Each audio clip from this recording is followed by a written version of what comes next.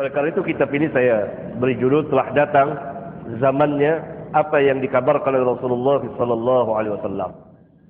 Di antaranya pertama, telah datang zamannya kaum muslimin belajar menuntut ilmu kepada ahli bid'ah. Majlis-majlis ahli bid'ah didatangi oleh kaum muslimin. Mereka duduk di majlis-majlis ahli bid'ah, mengambil ilmu dari mereka yang pada hakikatnya adalah kebodohan. Beliau sallallahu alaihi wasallam pernah bersabda, "Inna min ashratis sa'ah ayyultamasul ilmu 'inda al-asagir." Sesungguhnya sebagian dari tanda-tanda hari kiamat ayyultamasul ilmu 'inda al-asagir. Dicarinya ilmu itu dari orang-orang yang rendah, dari orang-orang yang kecil ilmunya. Al-asagir ditafsirkan oleh yang meriwayatkan hadis yang mulia, yaitu Al-Imam Abdullah bin Mubarak, di antara yang meriwayatkan hadis ini di kitab zuhudnya.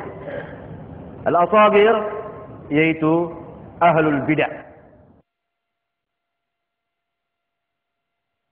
para ahli bid'ah.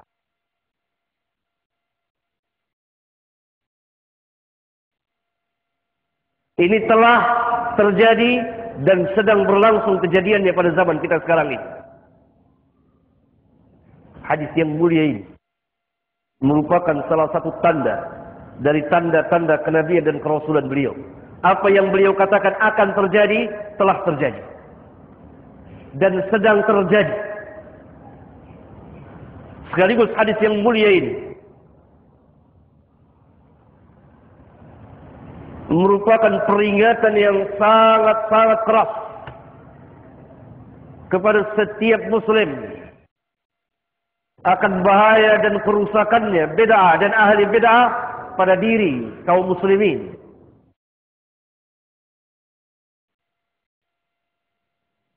Hendaklah mereka menjauhi bid'ah sejauh-jauhnya, menjauhi ahlul bid'ah sejauh-jauhnya, karena ini bukanlah ilmu. Dan peringatan bagi mereka agar tidak duduk, tidak mendengar perkataan ahlul bid'ah.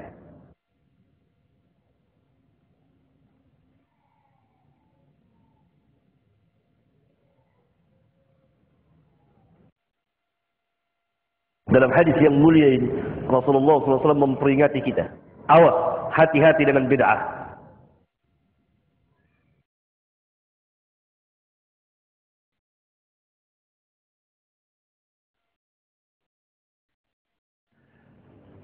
Soal datang pertanyaan dari sebagian kaum muslimin, apakah orang yang melakukan salah satu tanda dari tanda-tanda hari kiamat, dia termasuk orang yang tercela? Atau bagaimana? Kalau kita melihat jawabnya, kalau kita melihat kepada hadis-hadis Rasulullah SAW, orang yang melakukan salah satu tanda atau beberapa tanda dari tanda-tanda hari kiamat, apa yang beliau katakan akan terjadi? Ada yang tercela dan ada yang terpuji. Ada yang tercela dan ada yang terpuji.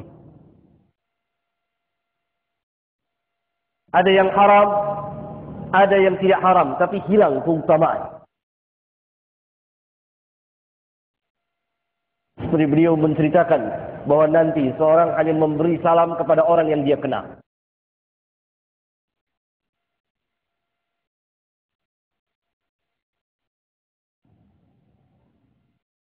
Nah, saya hanya memberi salam kepada antum yang saya kenal, atau kepada antum, atau kepada antum.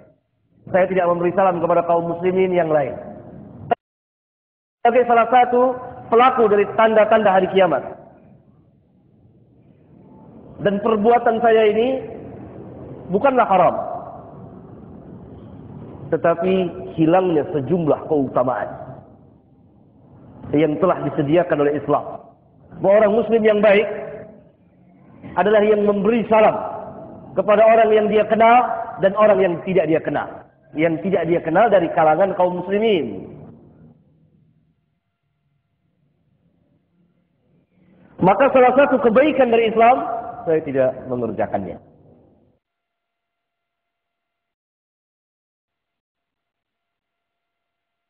Ya? Dan lain-lain banyak. Nah, mendatangi majelis-majelis ahlul bidah, duduk di majelis-majelis ahli bidah, salah satu pelaku yang tercela, salah satu perbuatan yang tercela, dan pelakunya tercela. Soal, datang lagi pertanyaan, siapakah ahli bid'ah itu? Apakah setiap muslim yang mengerjakan bid'ah dia ahli bid'ah?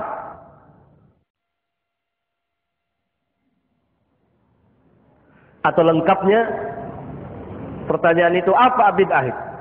Apa yang dimaksud dengan bid'ah? Dan siapakah ahli bid'ah? Apakah setiap orang yang mengerjakan bid'ah termasuk ahli bid'ah? Kapan seorang dikatakan sebagai ahli bid'ah?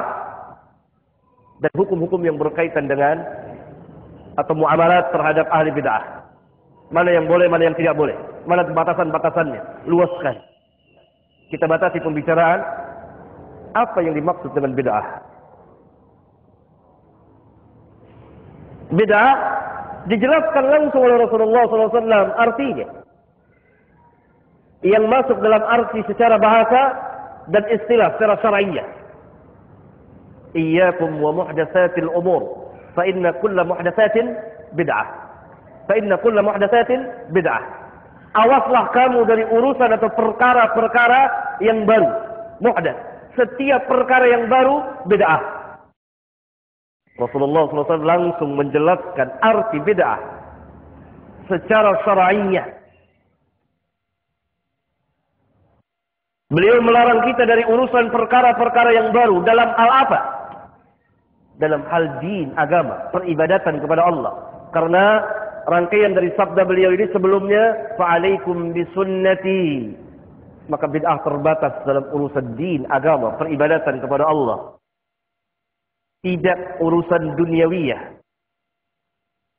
yang berkembang berjalan sesuai dengan tingkat berpikir atau keilmuan manusia. Seperti dahulu kendaraannya kuda dan onta dan keledai. Sekarang kendaraan kita mobil, motor, kereta api, pesawat dan seterusnya. Kalaupun mau dikatakan bid'ah secara lugawiyah, secara bahasa, karena segala sesuatu yang baru yang tidak ada contoh sebelumnya itu bid'ah. Tetapi yang dimaksud ini dalam masalah din. Fa inna kulla muhdatsatin bid'ah. Ini bid'ah. Berarti bid'ah adalah sesuatu yang baru dalam din, agama. Baik itu merupakan keyakinan atau peribadatan, merupakan i'tiqad atau peribadatan yang dimasukkan orang ke dalam agama. Kemudian dijadikan sebagai bagian dari agama. Kemudian dikerjakan dengan niat takarrub, mendekatkan diri kepada Allah dengan mengharapkan ganjaran. Itu bid'ah.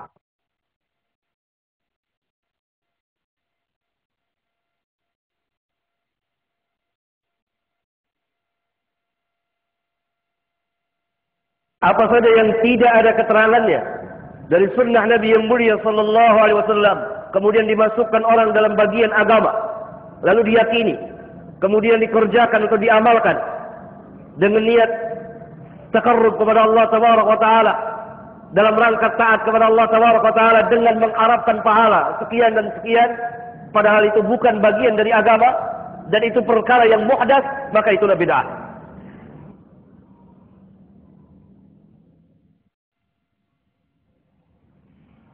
Walaupun pelakunya bermaksud baik.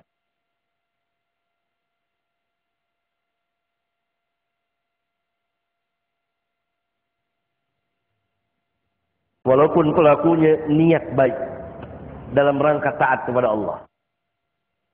Tetapi melakukan amal taat kepada Allah harus sesuai dengan apa yang Allah syariatkan melalui lisan Nabi yang mulia sallallahu alaihi wasallam.